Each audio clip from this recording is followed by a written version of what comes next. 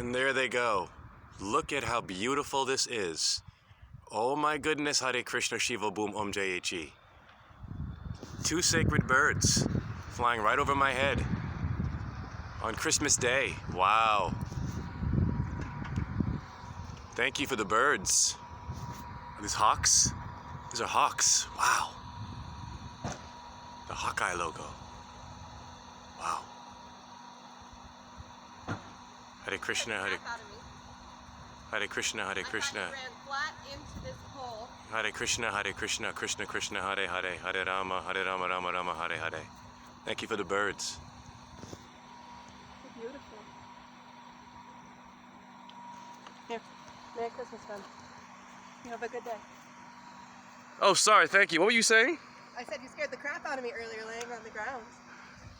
So, I'm all about community, so I'm stretching. I have chronic pain, and I have a channel. Could I just share this moment with people that are out here and how awesome this is? Do you mind? Okay. What is your name? I'm Sarah. I'm Jay. Thank you. I'm just filming. Good timing. I was just like, oh my gosh, did that guy run clean into that pole? Yes. And then I stopped Yes. and you sat up and you're like, that chick thinks that I'm dead over here. That's so funny. I saw you stop, and I was like, oh my gosh, please don't worry. I'm stretching.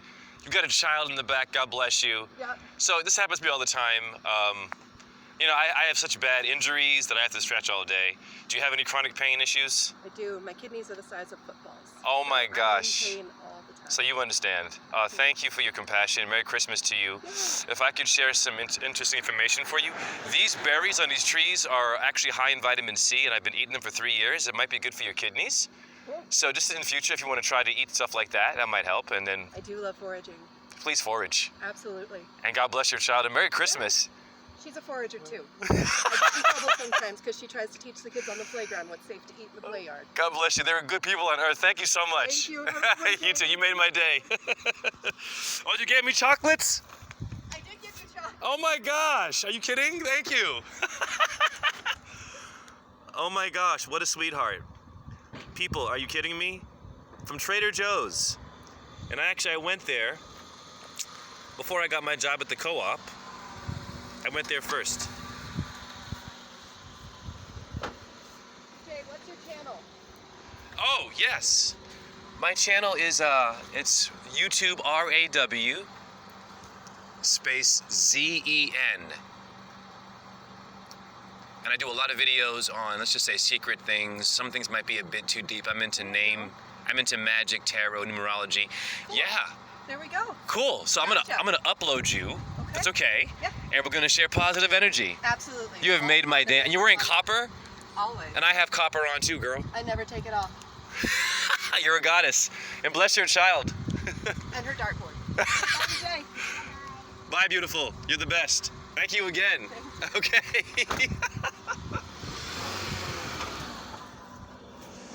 So yeah, I went to Trader Joe's first when I graduated University of Iowa. I got my master's in Venus, the many names of Venus and Simple, the many versions of the sacred feminine goddess. And I'm a holistic dance teacher.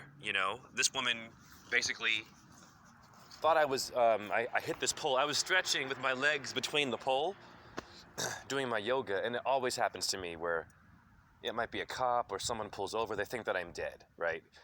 Rarely do we see anyone stretching in public while I'll do this. But ironically, it was great for her to share her pain, right? So we were sharing and channeling pain and healing together, ironically. Chronic pain is 24 hours of hell. I mean, every time I fix what I'm going through, it gets worse. It finds a new way, which makes my brain stronger, but it's exhausting. I am a prisoner in my body. But there are good people. So Trader Joe's, the first place I went to after graduating University of Iowa with my Master's of Fine Arts, no undergraduate. Got my degree basically because I researched ancient wisdom of Sumeria, India, you feel me, Asia, all of it, symbolism, astrology, numerology. So simply, I'm grateful for this moment because this is what Christmas should be about, caring for someone. You have homeless people on this planet, right? So if I was possibly homeless, I'm sure she would have asked, are you hungry, right? Iowa's a good place to live. So I'm I'm so grateful, you know. I mean, it's much better than having someone call the police on you, right? And oh my God, is he dead? She actually came back to see if I was alive. I've had people call the cops on me and not talk to me just to see what I'm doing. Once again, I understand it's strange seeing a tall black guy on the ground, relaxed, which actually is a good thing. But yes, I've scared many people. They thought I was dead, so I have compassion. But what are the odds when the two hawks were flying over my head? The Hawkeyes were in the city of the Hawkeye. I went to Trader Joe's first. It's my first job I interviewed because I couldn't get a dance job because I'm holistic, I'm open-minded, right? You know, cover letters. When I graduated University of Iowa, I was like, oh my God. So Trader Joe's was the first place I went to. Then I went to the co-op down the street where I live, got that job. So it's all syncing together, and I'm just grateful. Yeah, it took a moment of pain for me to feel joy. So joy to the world, right? What is joy? Joy is being concerned in a way where you make someone feel like they're loved and not like they're crippled, or that they're a gender, or they're rich, or they're poor, or they're smart, or they're dumb, or they're more physical, they're not physical, they're talented, not talented, cool, uncool, overweight, underweight, acne, no acne, good breath, bad breath. All breath is good breath. If you're breathing, it is good breath. If you're living, who's to say you have bad breath? That's subjective, the subconscious brain, the underbrain. You want to use your overbrain. We have many brains: cerebrum, cerebellum, reptilian. Your cerebrum is the highest one, so that's it. And I believe I was visited by a goddess. That was an angel. Totally. That was an omen. I mean, and she gives me chocolate from a co-op, and I work at a co-op, and she didn't even know me. And I'm a healer, and she just healed me by caring. Wow. I mean, these videos, people, go out in the community and just stretch. Show your pain. Don't worry about someone maybe calling the cops on you. Walk barefoot. Go outside with your shirt off in the sun. Maybe someone will find that weird. Maybe the cops will pull you over. Maybe the cop will be a good person and just want to know what you're doing. And you say, oh, I'm watching the sun. And you get the cop to get more into nature, to be barefoot. It's called earthing. When you earth and walk barefoot, or you stretch upon the earth, you're absorbing the electric magnetic frequency naturally from the earth. If we look very carefully here, pardon my phone, I was stretching right here. I had my feet between this pole, right? This pole is plugged into the ground, giving you electricity. The electricity, the one you want to elect, not the politician, this is natural energy, and your feet are absorbing it, so it will help you heal. Heal, hence you have a heel of your foot, okay? In Greek, helios means the sun. Slow it down, Jay.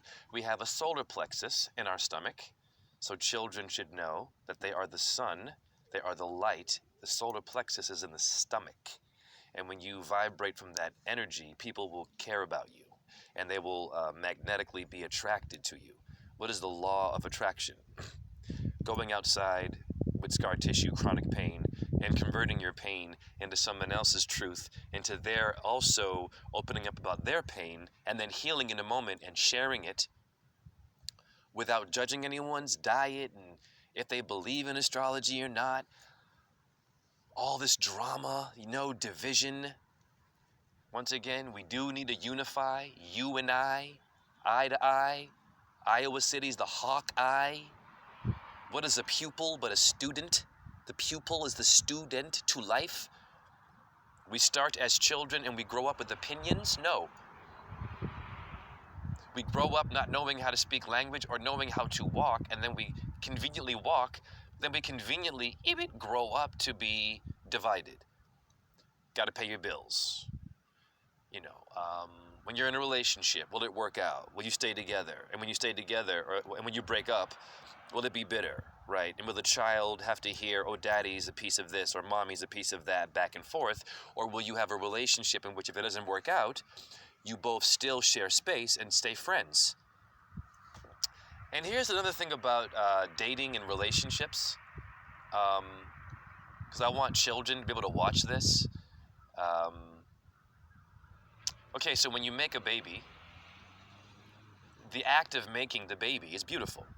Now, we have been raised, let's just say, to be aggressive and to like fast and furious and let's just say very attractive people. Hollywood, status quo, what is beautiful, Barbie doll, muscle men, muscle women, we get it, right? When we do the deed of, let's just say, making the baby, I believe we should be doing this not too often. Meaning you conserve your energy. Yes, you don't do it all the time, so you don't get bored of your partner. Think about it. What is the biggest issue in every relationship? Control. The minute you move in together, you notice flaws and past trauma, and they have mommy and daddy issues. Okay, we all have mommy and daddy issues. We all have abuse issues. So how do we conserve the energy? When you date someone, don't control them. If they like you enough and they give to you, just conserve that. Take that one moment and maybe wait 3 weeks. Maybe make baby energy love with someone intimately just twice a month, so you don't get bored and want someone else. You see the pattern? When you do one thing too much, you get bored. And then problems happen, and then you have babies with broken up relationships, and you miss good people pulling over to see if you're alive. I'm grateful for that. That was the best Christmas gift I could ever get, was someone giving me chocolate and just caring. Wow. You know what I mean? Like, that's a relationship. You want someone that can do stuff like this for you. Like, yes, that just cares about you. Doesn't care if you can perform. Okay? Performing. Take it for whatever it is. You don't have to perform. You want someone that just loves you so much that when they're around you, they get goosebumps. They're happy. They want to do stuff with you. They want to talk. They want to hear your brain. You want to hear their brain. And baby-making energy should be conserved, in my opinion, just twice a month. You're hot for each other, great. Keep the heat. Conserve it so that when it's time to make the baby again, or to have interesting, let's say, baby-making energy, you're not wasting it and looking at someone else, because you're conserving it for the one that you love.